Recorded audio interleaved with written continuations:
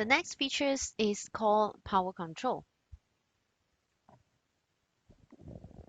The purpose of the power control is to compensate the path loss, whether it could be downlink or uplink, and the path loss includes the shadow fading, which is the slow fading, and also multipath fading, which is the fast fading.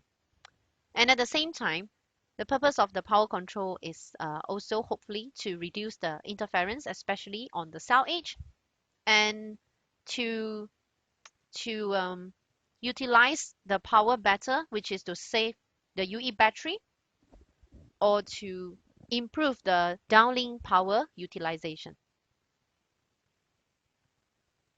So the power control features in eNodeB is they are being separated into two directions, which is the downlink power control and uplink power control.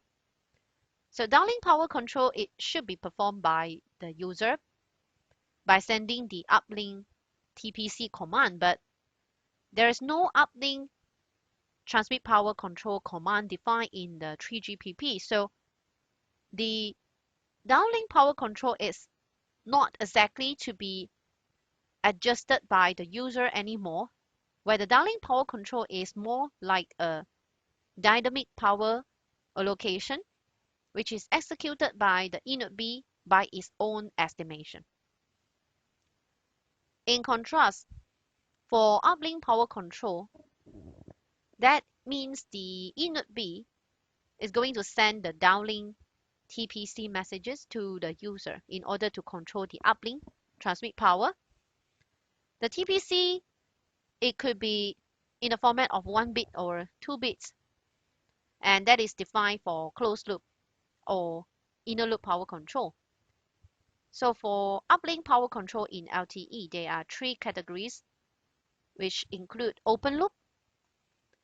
Open loop power control does not involve the feedback from the eNodeB, so the user estimate the transmit power on its own.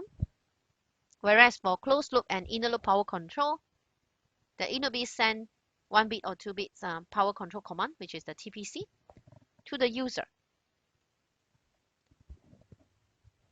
So these are the strategy for the power control of the channels in LTE. For PHICH channel, there is an algorithm available, which is called PHICH dynamic power adjustment algorithm, but this is disabled by default. The reason being is PHICH carry the HARQ feedback, which it could be good to be with high accuracy, because if the user receive a negative acknowledgement, for example, then the user does not need to retransmit again. But if the accuracy is not there, so if the PHICH is with insufficient power, hence the user decode the HARQ feedback wrongly, that certainly affects the retransmission result, and it will indirectly affect the effective throughput of the uplink. The next algorithm is called dynamic power adjustment of PDCCH. So eNodeB adopt dynamic CCE aggregation level to ensure the PDCCH receiving performance. So we should know that PDCCH is using the concept of the CCE for resource allocation, where it could be 1 CCE or 2 CCE or 4 CCE or 8 CCE. So the eNodeB will adopt a dynamic change on the CCE level in order to make sure that the PDCCH reach and to be able to be decoded by the user. PDSCH dynamic power adjustment. This is to change the power which is carried on the PDSCH dynamically according to different user location. So it should be able to focus the power to some of the users who are with poorer downlink quality. But that will also bring a negative gain to overall cell throughput, because we are going to focus or use more power on certain users who are in the cell edge. So the overall interference could be increased as well, as the users are usually in the cell edge.